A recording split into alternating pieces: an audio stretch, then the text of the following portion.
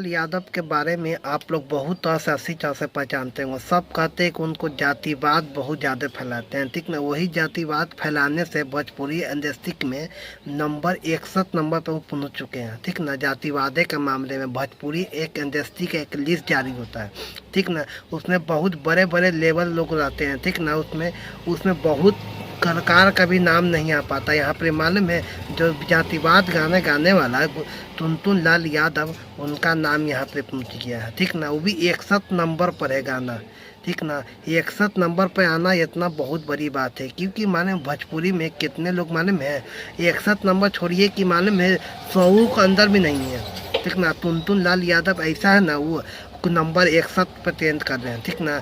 बताइए भोजपुरी का इंडस्ट्री का 100 गो नाम आता है, ठीक ना।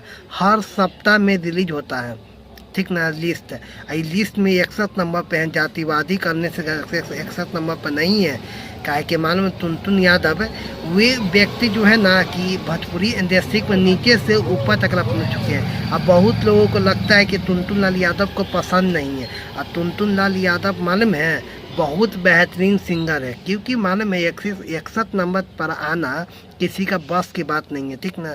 बहुत कलाकार तो मालूम है ऐसे ऐसे कलाकार है ना, बहुत लेवल के वो नहीं पहुंच पाते हैं। हॉलीवुड की भी बात करें, वो भी 61 नंबर पर चल आना 100 में, वो भी बहुत बड़ी बात हो जाता है। और टुनटुन लाल यादव के बारे में ये बहुत बढ़िया बात है कि मालूम है रंगदारिये गाना गाते हैं, जातिवादे गाना गाते हैं, ठीक ना। उसमें तो बने हुए हैं नंबर 100 पर 10 पर। बताइए रह जाने से 61 नंबर पर भोजपुरी का इंडस्ट्री में टुनटुन लाल यादव को बहुत दिल से धन्यवाद, क्योंकि 61 नंबर पर आ चुके हैं।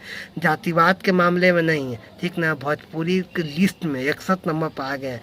इसमें क्या आप लोग कहते हैं टुनटुन लाल यादव के बारे में, हमें कमेंट करके बताएगा। मिलते हैं किसी और वीडियो में, तब तक जय हिंद।